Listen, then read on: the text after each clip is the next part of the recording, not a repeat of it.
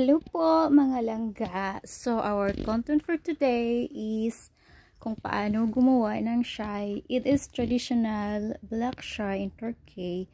So pakita ko sa inyo yung video kung paano kami gumawa ng chai ng aking juwabe. So dito yung takuri nila is dalawa silang magkapatong. Medyo malaki yung sa baba, medyo maliit yung sa taas. So, yung sa baba is full of water. Tapos, yung sa ibabaw naman is yung chai. So, mga tatlong hakop ng kamay ko yung nilagay ko na chai. Tapos, tatakpan natin yan. Ayan, yung tubig. Maraming tubig ang nilagay ko. Kasi pag kumulo yan, ilalagay natin siya dito sa chai sa taas. So, ayan, ilalagay ko na. At naka-turn on na yung ating switch para mag-init na yung ating lutuan. Tapos, tatakpan natin at aantayin natin kumulo yung tubig. Kasi ililipat natin pupunuin natin yung maliit mamaya doon sa kumukulong tubig.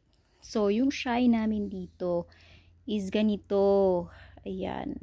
May tatag siyang A4 Harman. Ewan ko, lang to, parang mga pinamigay lang to dito sa village.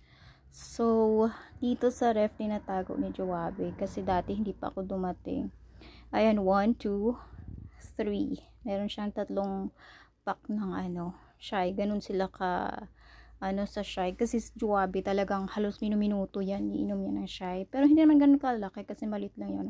Ayan, mahilig siya sa tea. Kasi yung iced tea niya, ganyan din. Tea. May lemon. Tapos may ibang flavor naman siya.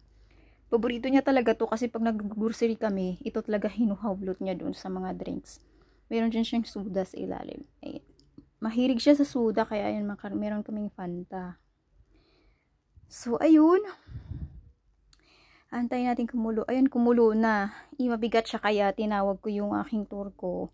Pa siya rin magsasali ng mainit na tubig. Ayan, kulong-kulo. Ayan na. Ilagay niya na. So, ilipat yung kumukulong tubig dyan sa chai sa taas. Ganyan.